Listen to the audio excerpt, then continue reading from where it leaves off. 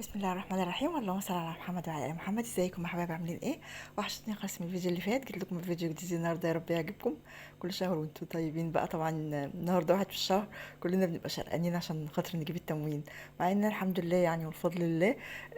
في عندي زيت وفي عندي سكر وفي عندي مكرونه، والحمد لله. جوزي كان جايب لي شويه طلبات كده، كنت مصوراها معاكم الفيديو اللي فات.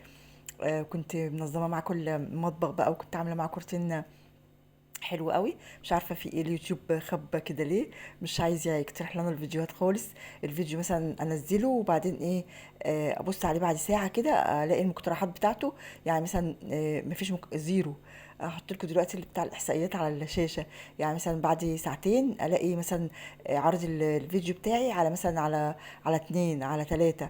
فمش عارفه في حاجه كده في اليوتيوب مش طبيعيه. فخليكم كده انتوا معايا، واللي ما يوصلهاش الاشعار. انا بنزل فيديو دايما عادة يعني على القناتين الساعة 9 بالليل. فلما تلاقوني كده اتأخرت كده، عسعيسة كده عليا ودوروا عليا، وتأكدوا ان انا بنزل الستوري بتاعت الفيديو على الفيس وعلى الانستجرام. تابعوني طبعا، اللي عايز بتاع الانستجرام بتاعي والفيس بتاعي وكده يقول لي، وانا احطه له تحت الفيديو بتاعي. فجاب لي بقى شويه طلبات كده مع التموين. مش عارفه بقول له هو ده التموين؟ بان هو كان بيجيب لي 3 ازايز زيت و3 اكياس سكر. فالمره دي ما اخدناش بقى فرق العيش وكده. اللهم صل على النبي. فجاب لي بقى بدل فرق العيش حاجات زي كده يعني. فالحمد لله، فضل وعدل، ربنا يديمها نعمه ويحفظها من الزوال. بصوا بقى، انا قبل ما افتح الكاميرا ساعات يعني بشتغل في الشقه وبنسى ان انا افتح الكاميرا، وبعد ما بخلص بفتكر ان انا ايه ده. طب انا اقول ما صورتش ليه مع اصحابي. فكده كنت عملت اللي بتاع السفرة، نضفت السفرة ونفضت المفرش ومسحته بقماشة كده او بفوطة. وبعدين ايه، بعد ما بفتح الكاميرا اقول بقى انا لسه هشيل تاني واعمل تاني. لا، اقول ايه بقى، خلاص بقى انا طالما نضفتها مش لازم اشيل واحط تاني. واحنا مع بعض كده يعني بعرفكم انا بعمل ايه.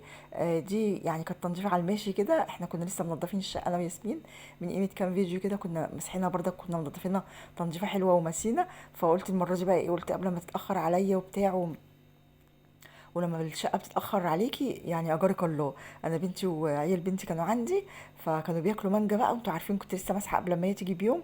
بس بعد ما مشوا لقيت الارض بقى ملزقه مانجا، وجوزي ما بتوصاش في المانجا. يعني جوزي اضخم من العيال.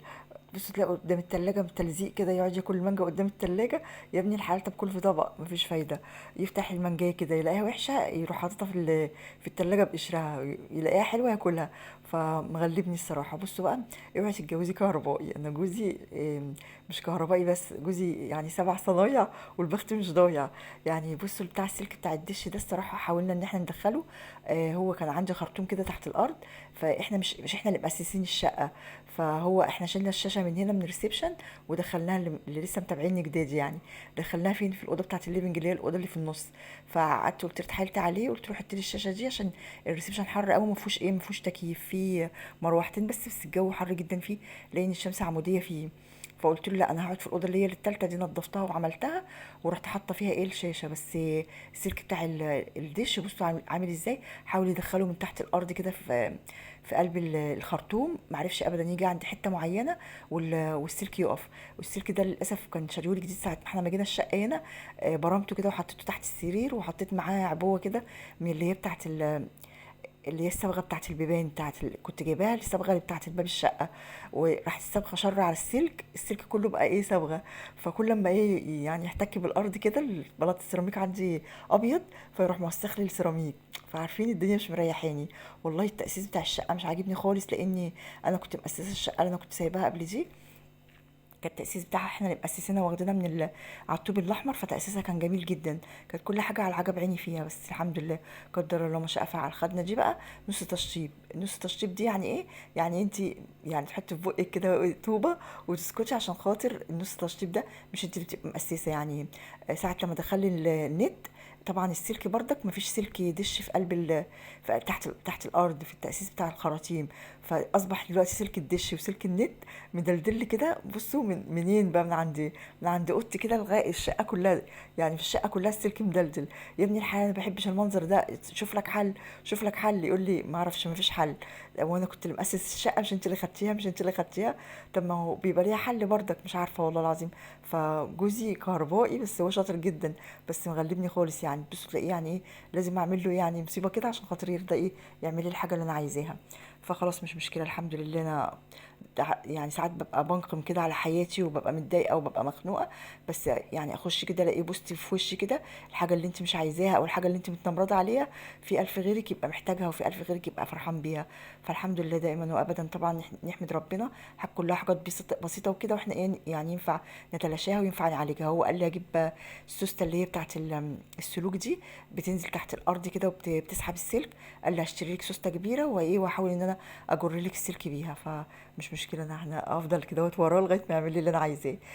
طبعا كان جايب لي بقى المشتريات دي بتاعت يعني بتاعت المطبخ وكده، فكانت كلها على البور. المطبخ عندي عايز 10 ستات عشان ينضفوه.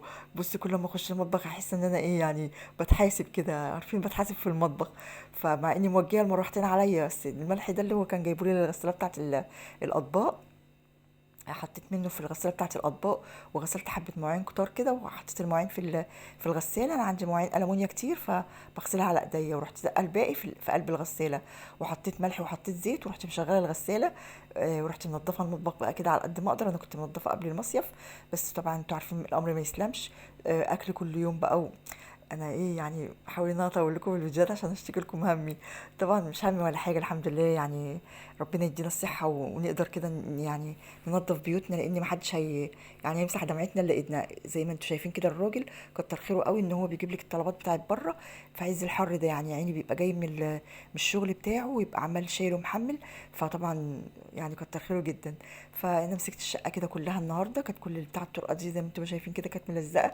لو انتوا كبروا الشاشه كده يعني ما تفتكروش ان احنا بننضف النضيف، لا والله العظيم هتلاقوا بلاوي. رشيت ميه كده يعني قلت ايه، انا لسه كنساها اصلا ولسه مسحها مسحه حلوه، فمش مشكله الامر ما يسلمش ان انا اعملها ايه من حوالين داير كده. اللي بتاع الشرشوبه دي او الفوطه دي، انا جايبه 10 جرادل وجايبه 10 شرشوبات، وماليش حظ ابدا في الشرشوبات اللي انا بجيبها. ليه بقى؟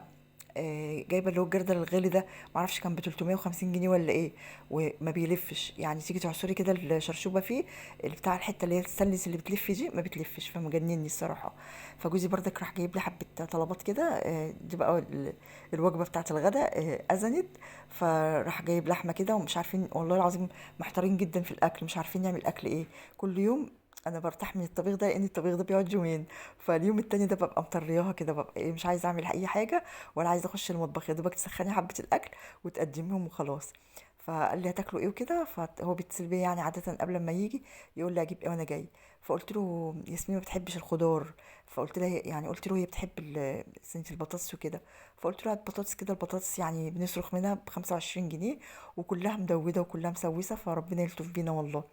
فراح جايب بطاطس كده، انا عندي بطاطس في التلاجة، بس انا قلت له هات بطاطس للايه للطبيخ. بس فرحانه بالزرعه دي بقى، وكل شويه عماله احط لكم الكاميرا عليها، بس بتعجرم الجو كده بتخليني مدعنشه كده.